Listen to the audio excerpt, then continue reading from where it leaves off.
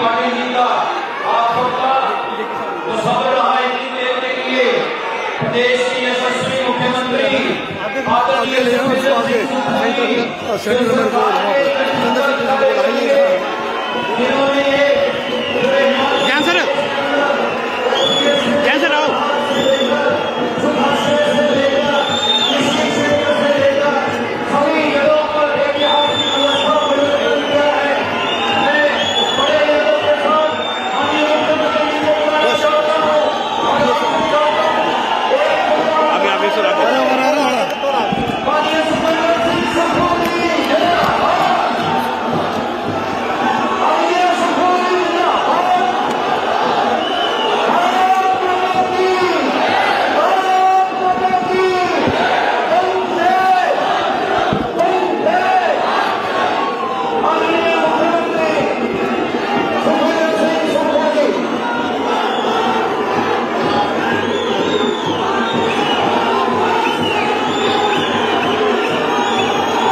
भारत माता की, भारत माता की, वंदे वंदे। सम्मानित हमारी सांसद सदस्य एआईसीसी की जनरल सेक्रेटरी श्रीमती रजनी पाटिल जी, सम्मानित प्रदेश के उप मुख्यमंत्री हमारे बड़े भाई मुकेश अग्निहोत्री जी, सम्मानित विधानसभा के अध्यक्ष कुलदीप सिंह पठानिया जी, सम्मानित कर्नल धनीराम शांडिल जी, सम्मानित चौधरी चंद्र कुमार जी, सम्मानित श्री हर्षवर्धन चौहान जी, सम्मानित श्री रोहित ठाकुर जी, सम्मानित श्री राजेश धर्मानी जी, सम्मानित श्री हमारे यादविंदर गोमा जी, सभी सम्मानित मंच पर विधायक, सभी कैबिनेट रैंक के हमारे मिनिस्टर्स, सभी पूर्व अध्यक्ष कौल सिंह ठाकुर जी, हमारे सभी पूर्व अध्यक्ष और सबसे नए और नवयुक्त युवा अध्यक्ष जो 3 बार विधायक रहे हैं, हमारे छोटे भाई विनय कुमार जी, और दूर दराज क्षेत्र से आए प्रदेश के हमारे बुजुर्ग, माताएं, युवा साथियों, बहनें, प्यारे बच्चों, आज ये जन संकल्प रैली में ये जो जन सैलाब उमड़ा है, ये इस बात को इंगित करता है कि 3 वर्ष पहले ये रिज के ऐतिहासिक मैदान से एक आप जैसे परिवार से उठकर, जिसके परिवार में ना तो कोई राजनीति में था, ना कोई राजनीति की कल्पना कर सकता था, आप लोगों के आशीर्वाद से, श्रीमती सोनिया गांधी के आशीर्वाद से, राहुल गांधी जी के आशीर्वाद से, प्रियंका गांधी जी के आशीर्वाद से और कांग्रेस पार्टी की विचारधारा के आशीर्वाद से मुझे मुख्यमंत्री बनने का मौका मिला। मैं सबसे अनुरोध करूंगा, नारे मत लगाइए। मैं जब मुख्यमंत्री बना, मैंने कभी कल्पना भी नहीं की थी उस महान पार्टी की विचारधारा का, जिस महान पार्टी ने इस देश को आजादी दिलाई। और जब देश को बनाने की बात आई तो कांग्रेस के 2 बड़े महान नेताओं ने इस देश की एकता और अखंडता के लिए बलिदान दिया। देश के 75 साल लोकतंत्र के हो गए हैं, एक भी नेता कोई दूसरी पार्टी का ये बता दे जिसने देश की एकता और अखंडता के लिए बलिदान दिया हो। कांग्रेस पार्टी ने अपने 2 प्रधानमंत्री इस देश की रक्षा, इस देश की एकता और अखंडता के लिए अपने प्राणों का निछावर करके चले गए। कोई दूसरी पार्टी का ऐसा नेता नहीं है जो भारतीय जनता पार्टी या कांग्रेस की देशभक्ति की विचारधारा को प्रभावित कर देती है। मैं कहना चाहता हूं कि श्रीमती इंदिरा गांधी ने अपने देश की एकता और अखंडता के लिए अपने प्राणों का बलिदान दिया। सुबह का नाश्ता करके जब उसने अपनी चौखट के बाहर पैर रखा, उसे क्या ज्ञात था कि देश के दुश्मन उसकी छाती में 36 गोलियां दाग देंगे। श्रीमती इंदिरा गांधी के मृत्यु के समय अंतिम सांस ये निकली, जय हिंद। यही नहीं, उसके बाद उनके बेटे को प्रधानमंत्री की कुर्सी मिली।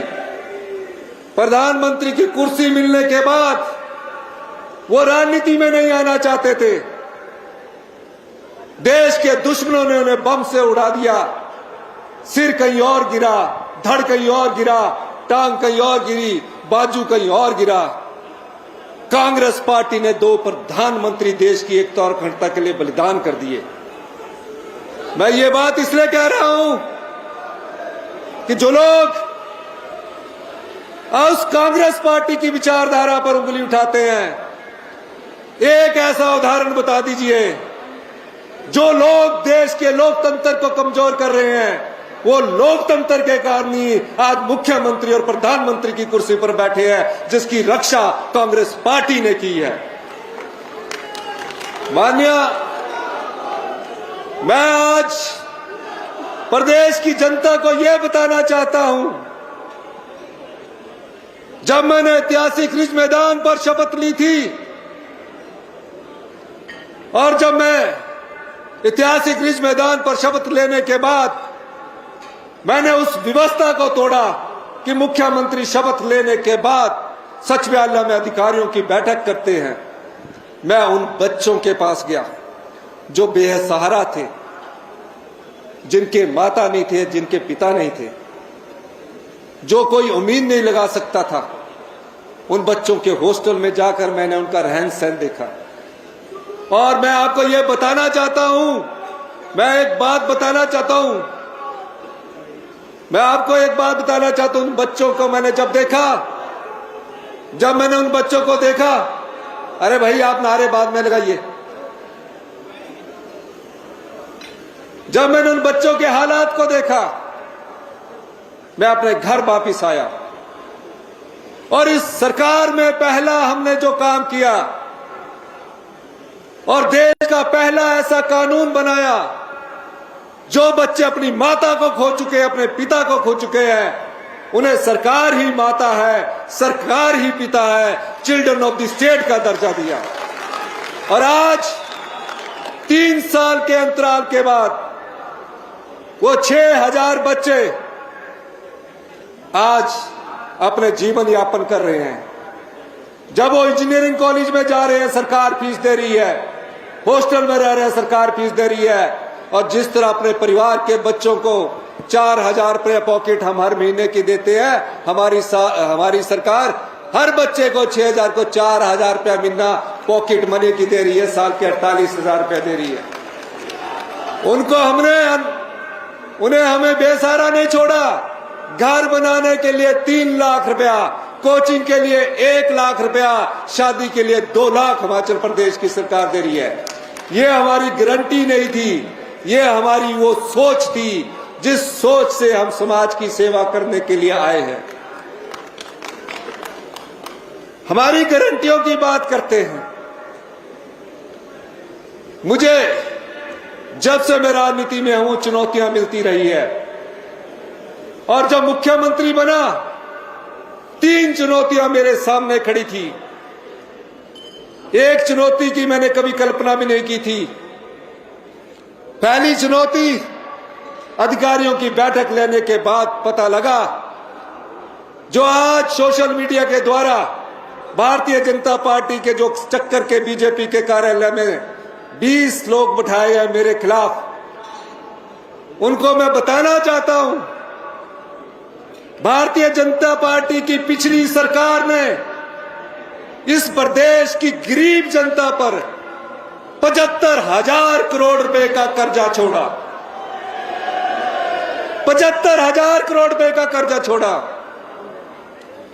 उस कर्जे को चुकाने के लिए, क्योंकि कर्जे की किस्त की अदायगी करनी है, मूलधन की अदायगी करनी है, ब्याज की अदायगी करनी है, हमें कर्जे को चुकाने के लिए कर्जा लेना पड़ रहा है। उनके नेता हमको कहते हैं कि 1 लाख कर्जे में डुबो दिया। आपकी तो डबल इंजन की सरकार थी, आप कैसे 75,000 करोड़ रुपए के कर्जा हम पर छोड़ के गए? हम उस चुनौती से भी लड़े। और मैं आपको बताना चाहता हूं, 6th पे कमीशन सरकारी कर्मचारी अधिकारियों को दे दिया गया। नोटिफिकेशन कर दी गई चुनावों से पहले जून 2022 में, और उनका एरियर 10,000 करोड़ रुपए का, यह सोचकर छोड़ दिया कि दोबारा हमारी सरकार आएगी और 10,000 करोड़ रुपए का एरियर 75,000 और 10,000 85,000 करोड़ रुपया हम पर छोड़ कर गए। यह आर्थिक चुनौती थी। मैं मंत्रिमंडल के सभी सदस्यों का धन्यवाद करना चाहता हूं।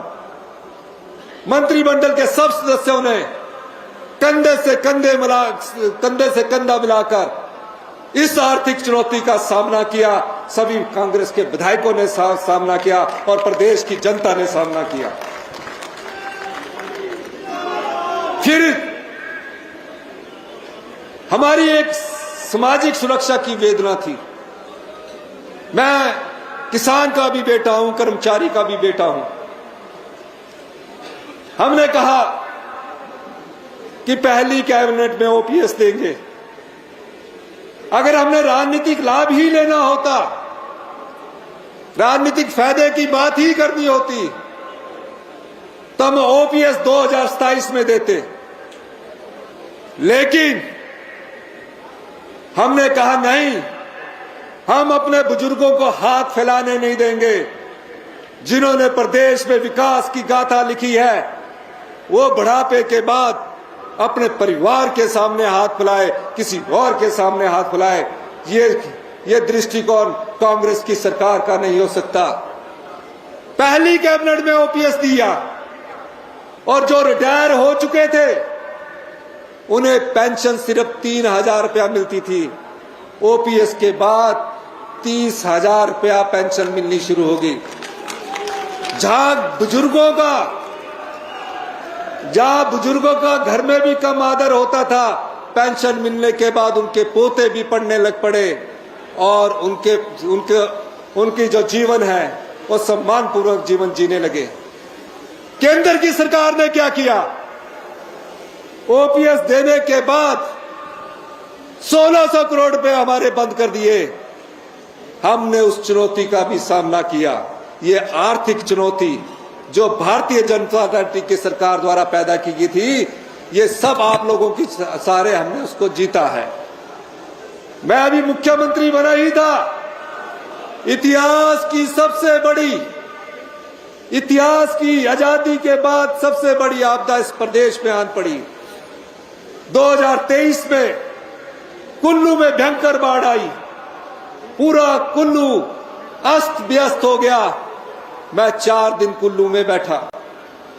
मैं 3 साल के जो घटनाक्रम है इस मंच के माध्यम से बताना चाहता हूं। 75,000 टूरिस्ट फंसे हुए थे, सड़कें टूटी हुई थी, दिल्ली से एम्बेसडरों के फोन आ रहे थे। कुल्लू के विधायक सुंदर ठाकुर जी, भुवनेश्वर गौड़ जी दिन रात युद्ध स्तर पर कार्य कर रहे थे। हम जब पहुंचे, हमने सड़कें तक खुलवाई, उप मुख्यमंत्री ने पानी की योजना लाई, शिक्षा मंत्री हमारे सिर्फ हर गांव तक पहुंचे, सारा मंत्रिमंडल पीठ सब वहां था। अब कैसे लोगों को बचाया जाए, पहला कर्तव्य ये था। और उनने जहां एयरफोर्स वालों ने मना कर दिया, हमारे दो मंत्री किसी सरकार में मंत्री नहीं जाते इतने समय। जगत सिंह नेगी जी उस समय मंत्री थे और सीपीएस हमारे संजय बस्ती उस समय थे। जगत सिंह नेगी जी मंत्रिमंडल के सदस्य थे।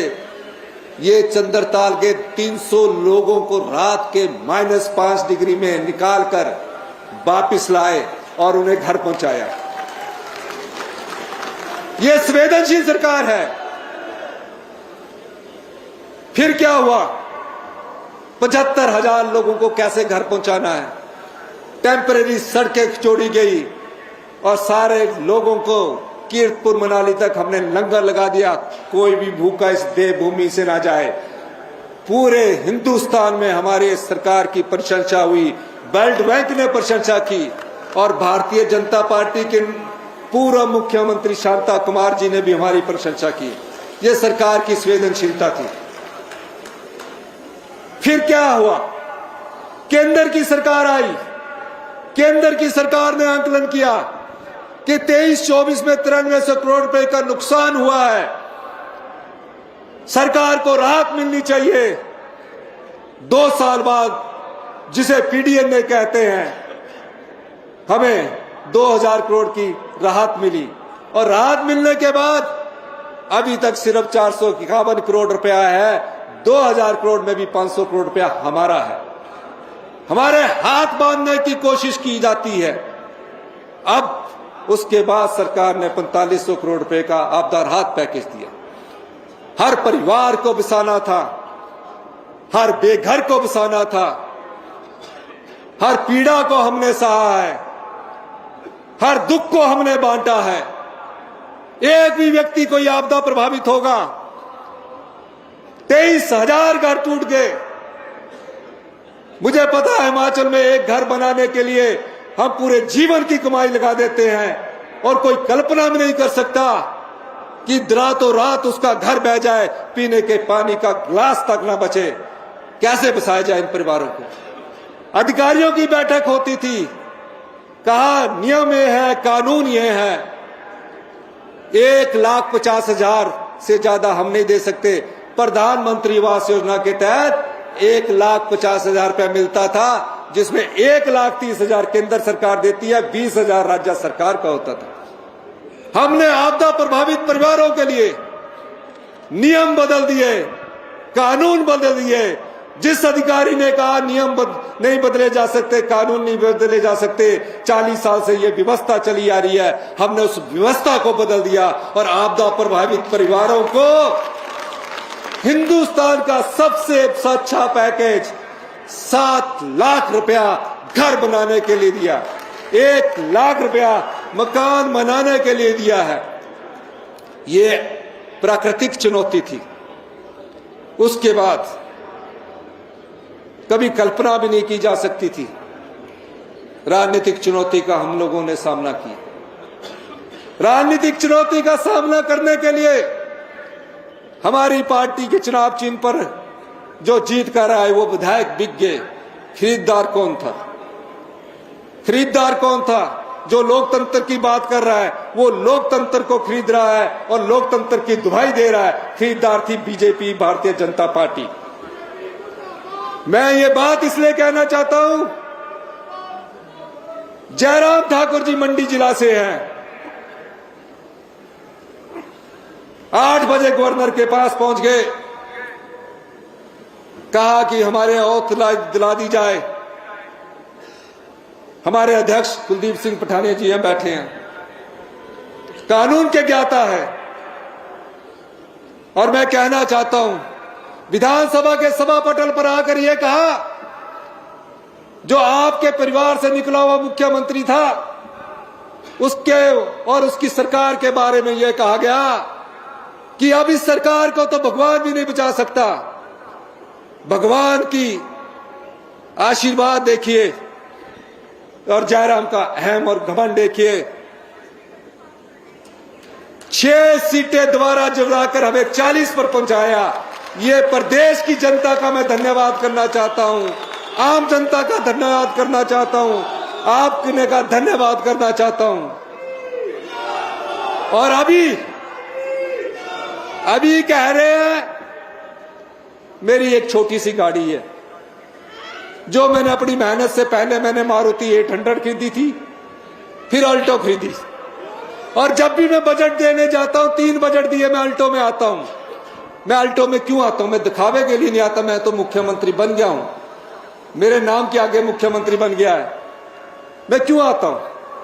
क्योंकि मैं आम आदमी का दर्द जानता हूं कि जब मैंने कैसे कैसे मेहनत करके अल्टो गाड़ी खरीदी है, उस अल्टो गाड़ी का मजाक जयराम जी ने उड़ाया कि अगले 2027 के चुनाव में अल्टो गाड़ी में जितने विधायक आएंगे।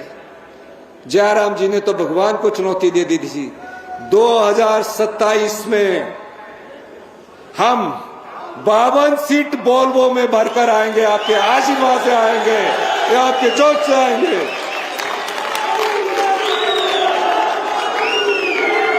याद रखना, ये लड़ाई की शुरुआत है। लड़ाई सब प्रकार से लड़ी जाती है, अंदर से भी बाहर से भी, और युद्ध की तरफ हम जा रहे हैं।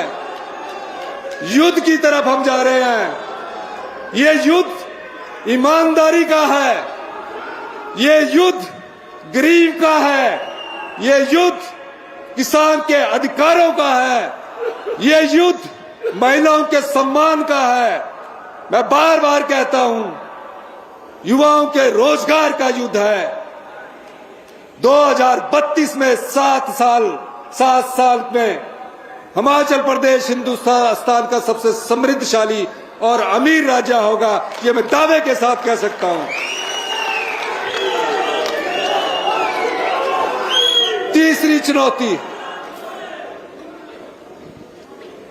तीसरी चुनौती आर्थिक राजनीतिक, फिर हमारे प्राकृतिक आपदा ने घेर लिया। 2025 की आपदा 2023 से भी भयंकर आई। यही मंडी जिबला सबसे ज्यादा नुकसान हुआ। भारतीय जनता पार्टी वाले हमें कह रहे हैं कि आप जश्न मना रहे। हम नहीं जश्न मना रहे। हम क्यों जश्न मनाएंगे? हमने तो जन संकल्प रैली की है, और जन संकल्प रैली में जनता के प्रति जो संकल्प लेकर आए हैं, उस भावना को प्रकट कर रहे हैं। बीजेपी के पूर्व मुख्यमंत्री जयराम के घर में सबसे ज्यादा नुकसान हुआ, और सबसे ज्यादा राहत कांग्रेस की सरकार उनको बांट रही है, कोई मतभेद नहीं कर रही है। जीवन की जिस भी पड़ाव पर भारतीय जनता पार्टी झूठ बोलती आ रही है, हमारी गारंटियों की बात करती है। मैं आपको बताना चाहता हूं कि हमारी 7 गारंटियां कौन सी हमने पूरी की है, और बीजेपी वाले भी सुन ले, लिख ले इसको, कि अभी जिस गारंटी की आप बात करते हैं, हम उस गारंटी को भी हम जल्दी पूरा करेंगे। हमने सबसे पहले ओपीएस दिया, ये हमारी पहली गारंटी थी।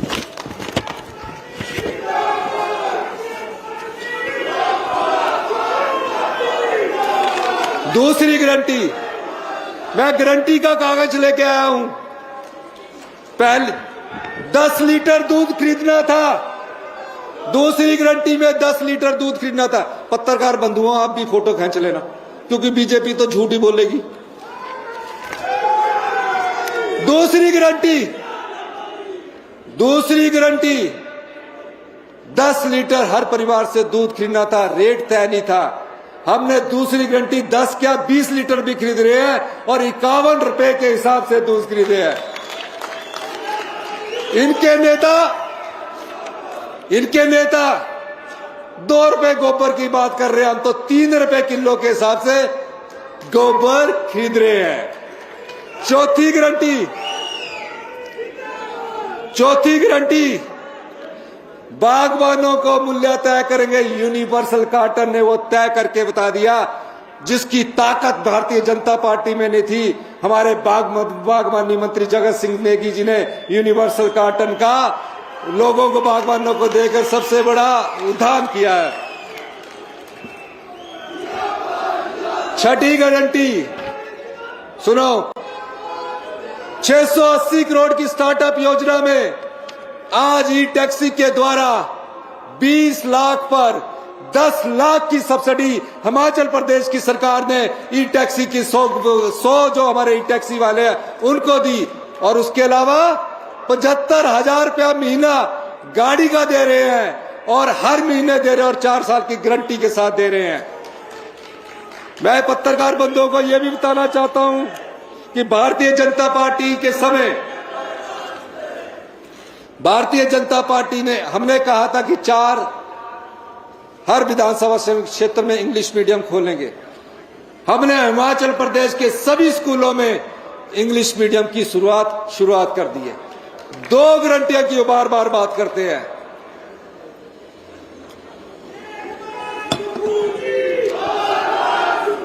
दो गारंटियों की वो बात करते हैं। आने वाले 2 सालों में हम उन गारंटियों को पूरा करने की पूरी कोशिश करेंगे और जो हमारी मैडम रजनी पाटिल जी ने कहा है, जल्दी ही उस गारंटी को पूरा करने की दिशा में हम आगे बढ़ेंगे। भारतीय जनता पार्टी ने क्या किया, बीजेपी ने क्या किया और हमने अब क्या किया 3 साल में, ये तो मैंने गारंटियों की बात की। आप लोगों की संपदा को, आप लोगों के पैसे को, बहुत बड़ा उसमें भ्रष्टाचार हुआ है, मैं बताना चाहता हूं। 4500 बीघा जगह, आज 1 बीघा जगह की कीमत 10 लाख रुपया है हिमाचल प्रदेश में। 4500 बीघा जगह 1 करोड़ 32 लाख रुपए में दे दी गई। यही नहीं, अगर आप अपनी रजिस्ट्री करवाने जाते हैं, 1 बीघा की 8% रजिस्ट्री फीस लगती है। बड़े बड़े उद्योगपतियों को कस्टमाइज पैकेज के नाम पर रजिस्ट्रेशन फीस भी माफ कर दी गई है। यह भारतीय जनता पार्टी की 5 साल पुरानी सरकार ने जो किया, उसकी मैं आपको करतूत बताता हूं। पूछो उनसे, आप 5000 बीघा 1 करोड़ 32 लाख में आप बिजली का बिल 200 यूनिट के बाद 4 पे पर 3 यूनिट देते हैं। उद्योगपतियों को 5 साल के लिए 3 रुपए पर यूनिट के हिसाब से बिजली का कंप्रोमाइज कर दिया उन्होंने।